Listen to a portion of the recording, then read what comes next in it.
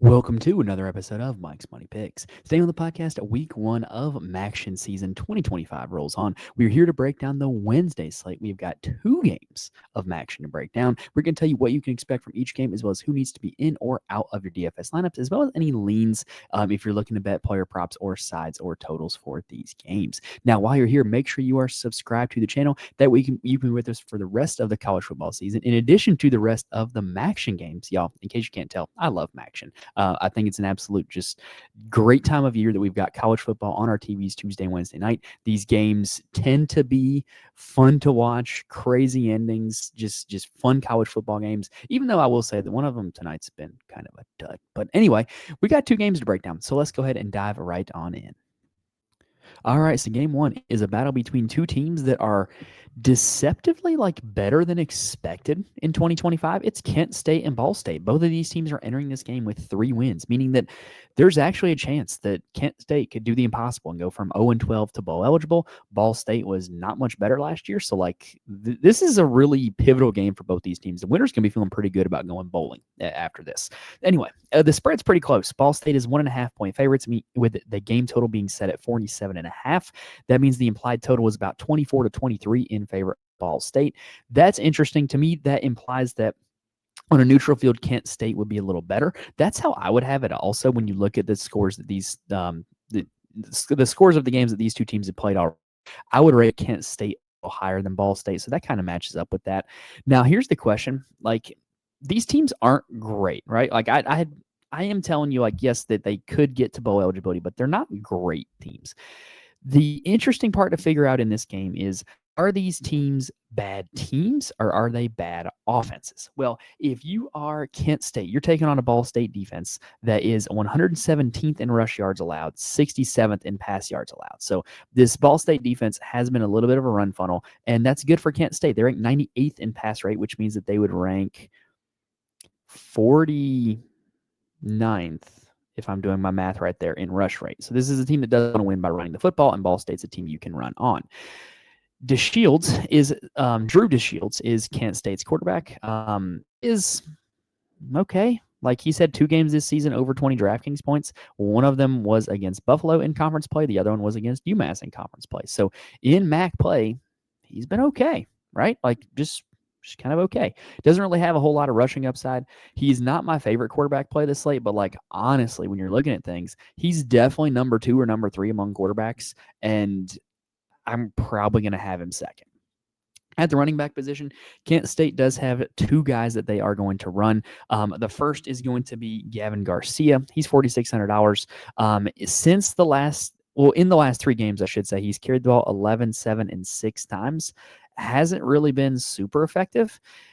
Jordan Newben has kind of come on the scene as of late. He's only played in the last 4 games, but he has carried it 7, 15, 13, and 14 times. So on the season, Garcia's got higher numbers, but Jordan Newben has definitely been the guy who's gotten more carries for them in recent weeks. And it makes sense. If I'm not mistaken, I believe he's a former Minnesota transfer. So this guy came in with a little bit of a pedigree, has taken over the lead role in the backfield ahead of Garcia.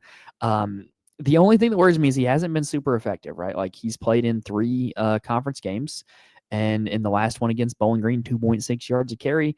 Against Toledo, 4.7 yards a carry. Against UMass, 5.3 yards per carry. He's only scored 1 touchdown. This isn't super encouraging, but like we said, this is a Ball State run defense that is quite vulnerable. This is a Kent State team that wants to win by running the football. Newben's got to be in your player pool. Garcia maybe as a pivot, but I do think that Newben is the better play between the 2. Now, at the wide receiver position, this is where it gets a little bit interesting for the Kent State side. Like I said, they really look at the ball a lot with their 2 running backs, and so you're not getting a whole lot of passing volume from them, and so you don't end up with a situation where you have 1 or 2 dominant receivers, just because you're not really getting it with a ton of passing volume. But here's the thing: is everything's on a relative scale, right? So on this slate, they're one of the better passing offenses, and they're one of the better offenses to target for receivers. It's just weird how that works out, where you wouldn't think of Kent as being this elite passing offense, target the receivers, but when you compare it to the rest of the teams on the slate, They're actually up there, right? And so when you're looking at things on the whole, in terms of the whole season, Wayne Harris and Deshaun Martin have been the two leaders in targets. Wayne Harris does lead the team in targets. He's kind of run bad in terms of touchdowns. He only has one on the season on 21 catches. I kind of think he's in play for me. He's actually third in pricing among the Kent State receivers. That's pretty darn encouraging if you ask me. And then you've also got Martin, who's second in targets. He scored 2 touchdowns. He's come on strong a little bit as of late. Definitely been a little more consistent factor in conference play. And then I do want to mention Cade Wolford. He has been the big play guy for this team. If there's a deep pass, he's pretty much the one catching. Why he is priced up in terms of a fantasy perspective. Only 25 total targets on the season, which does trail Harris and Martin, but definitely that big play upside, definitely more touchdown upside. He's caught 6 of them. So it depends on what you're looking for. If you're looking for safety, high floor, want to make sure you get a goose egg, Harris or Martin. If you're looking for upside, probably going to be Wolford, and I'm probably not going to target anybody else in this Kent State passing game.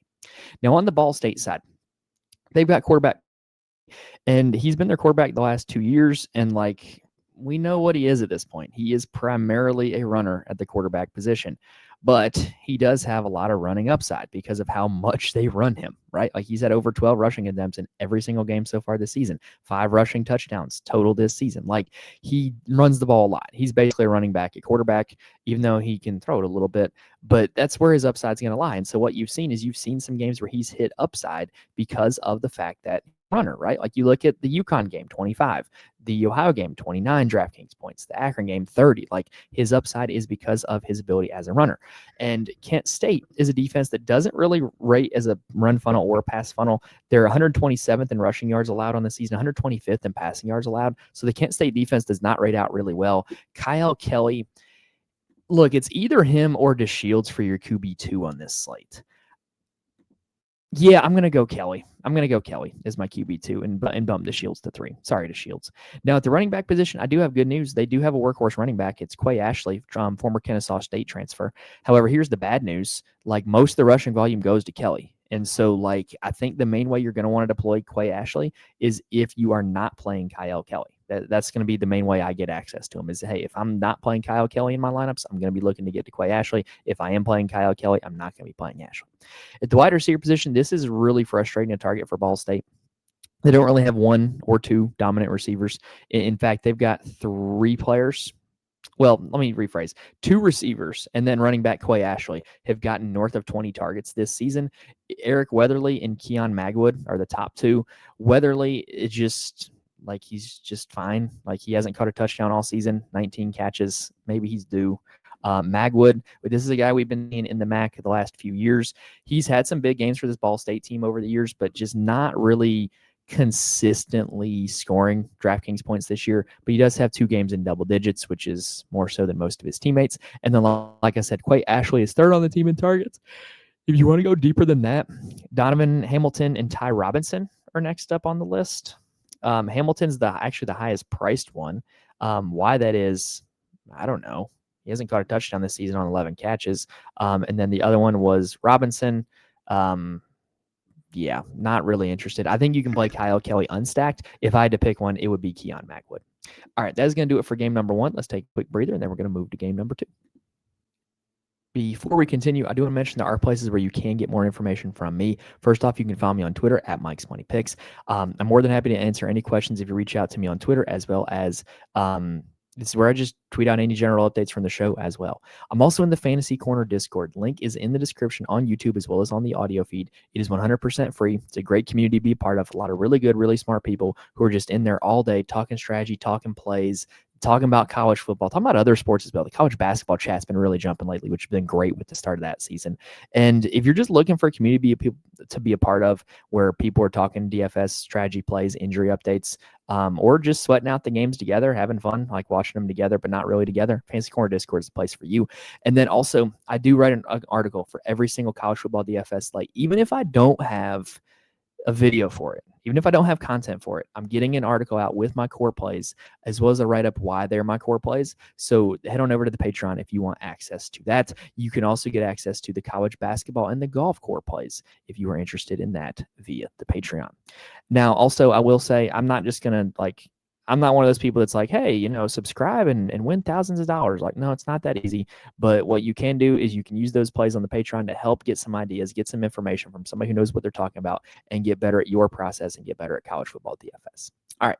Now let's go ahead and talk about game number 2, which is going to be Northern Illinois taking on Toledo. Boy, this is a tale of two teams whose seasons are not going the way they thought they would. Toledo, this was a team that was expected to win the MAC. They're coming in at 4-4. Northern Illinois 2-6, has to win out to get bowl eligible. Northern Illinois has been quite bad, and it's reflected in the spread for this game. Toledo is 14.5-point favorites. I thought it would be higher, but it's a very low game total, 42.5. So the implied total is about 28-14 in favor of the Rockets. For Northern Illinois, this is a team that simply cannot throw the football. It's quite an issue, and so they've chosen not to throw the football. They rank 126th in the nation in pass rate, which means they will be 11th in rush rate. And Toledo's a defense that ranks in the top 20 in both passing yards allowed and rushing yards allowed, so neither matchup is great. Jack Holst is the starter for Northern Illinois. He is very clearly QB4 on this slate. However, he does have a little bit of rushing upside. And in conference play, he's been a little better, 20 and 15 DraftKings points. So, I'm not saying you should play him, but, nobody's going to play him. He's going to come in with no ownership. Nobody's going to be stacking this game because it has a low total. It's one of those instances where, and I mention this all the time, sometimes in DFS, a bad play becomes a good play when nobody plays them and they just so happen to go off. That there's a pathway for that happening here for Holst. I don't think he's very good. I don't think he's a very good fantasy option, but I can make an argument for, hey, what if he gets 20 DraftKings points, runs in a touchdown, and the other game is a total slop fest? There's a chance, right? There's a chance he could be one of the top 2 QBs on the slate. At the running back position, this is the good stuff for Northern Illinois. They've got 2 guys that they are going to run the absolute crap out of, and I mean it quite literally, Siobhan Wright and Telly Johnson Jr. So interestingly enough, Siobhan Wright is the leader on the season in carries. A big reason why is his recent 37 carry game against Ball State. Interestingly enough, he did not score a touchdown in that game. Kind of crazy. Telly Johnson is second on carries in the season. He actually also ran the ball 15 times, hit 100 yards, and scored a touchdown in that Ball State game. So what you're seeing here is both of these guys are good football players. This is a team that's going to run the football. And over the course of the season, right, a little volume, but Johnson has been a little more effective. And so it kind of boils down to what your cup of tea is. I think if you're playing a lot of lineups, literally I could do a 20 max and end up with 60% Telly Johnson and then just duplicate that 20 max and put Siobhan Wright in the spot. I think that these are guys that you want to get access to both of them. There's not really a discernible difference in their projection to me. There's not really a discernible difference in their salary. So you're really flipping a coin here. Are we going to get 37 carries out of Wright again? Probably not. Are we going to get 100 yards and a touchdown out of Johnson again? Probably not. But the upside case is there for both of these guys. Now, at the wide receiver position, this is pretty darn open and shut. There's really only 2 guys that this offense throws to. First is De'Ari Rogers. He leads the offense on the season with 50 targets. In conference play, he's been pretty good. Last 2 games, 26 and 13 DraftKings points, scored a touchdown in both of them. He's one of the top wide receiver options on the entire slate. And then second on the team in targets is Gary Givens with 30. Granted, that's a little over half of what Rogers is, but Givens has been a guy that has consistently been a part of the offense, hasn't really put it together from a statistical perspective. He's only caught a third of his targets, which is kind of crazy, but he is a factor in the offense. I was hoping he was going to come in at 3K because he hasn't done a whole lot of scoring, but DraftKings must have figured out hey, this guy's getting targeted, and so we're going to price him up. So those are the only 2 guys I think you can honestly have interest in. Anybody else would just be darts, if I'm being honest. George Demopoulos is third on the team in targets, but he's coming in hurt. Telly Johnson gets some usage in the passing game at running back. Ladon Bryant has 13 targets on the season. The tight end Applegate has 9. There's just not a lot here, man. So let's go and flip over to Toledo. This is probably the most prolific passing offense on the slate. They rank 82nd in pass rate on the season, though. They're still very much a run-first team. And they're going up against Northern Illinois defense that is very much a run funnel. Northern Illinois ranks 12th in the nation in passing yards allowed. Granted, they've played a very easy passing schedule. And 115th in rushing yards allowed. Good news is that Tucker Gleason does have the slightest bit of rushing upside.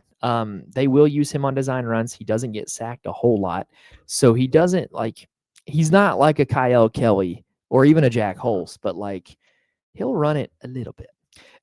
Anyway, in conference play, he's been pretty darn good. Last 4 games, 31, 18, 27, and 13. Oh, that wasn't even a conference game. So last 3 conference games, 31, 18, and 27. So this is a guy who's very clearly one of the top quarterbacks in the MAC, very clearly the top quarterback option on the slate. He's $8,400.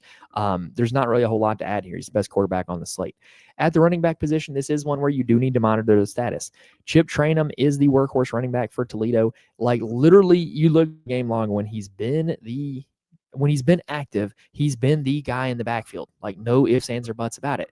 But also, since he's been inactive, it has been Kenji Christian who has taken over the workload, which is very, very nice and not nice, because it's a situation where, if Trayanum's in, Trayanum's the guy. If Trayanum's not in, Christian's the guy. But you totally need to know if Trayanum is in before you make a determination on these 2 players. At the wide receiver position, this is another one where it's pretty darn open and shut, which is what we like. Number 1 on the team in targets, number 1 on the slate in targets. The top wide receiver play on the slate is Junior Vanderross III. Objectively, I think he'd be a good play in a super flex, because the guy literally has scored over 18 DraftKings points in every game this season but one. That's more you can say about a lot of the quarterbacks on the slate. I'm not saying that this is a 1 quarterback slate. What I'm saying is, objectively, points per dollar basis, Junior Vanderross is probably the best entire play on this. You look does how consistently he catches passes, how consistently he scores touchdowns, how consistently he's a part of the offense, and the fact that he's clear of everybody on the slate by 22 targets.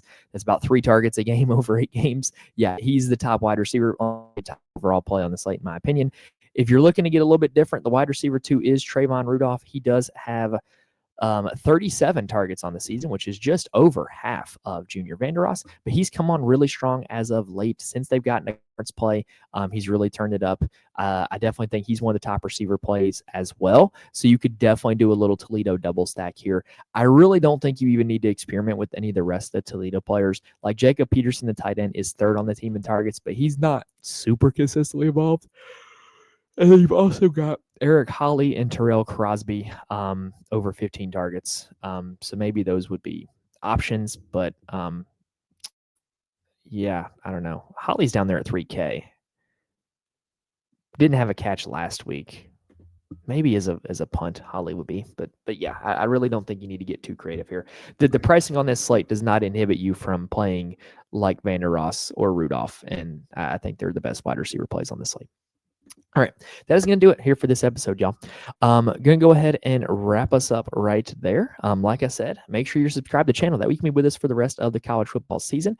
If you are watching on YouTube and this video helped you out, please hit the like button. It really does help me out a ton when you guys do that. And if you are listening on audio, you can rate and review. I cannot stress enough how much how much it helps me and how much I appreciate it when you guys do that.